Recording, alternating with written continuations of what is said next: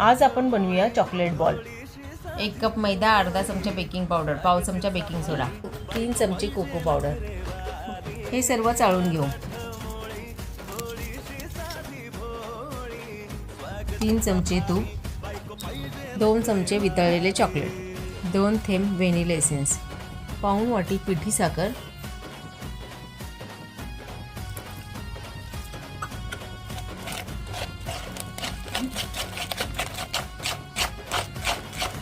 आता क्रश केलेले काजू बदाम व चॉकलेट टाकून मिक्स करूया।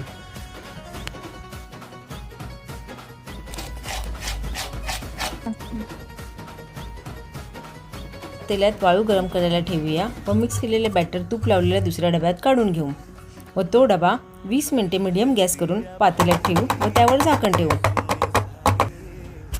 झाले आपले चॉकलेट बॉल तयार। Like, share and subscribe.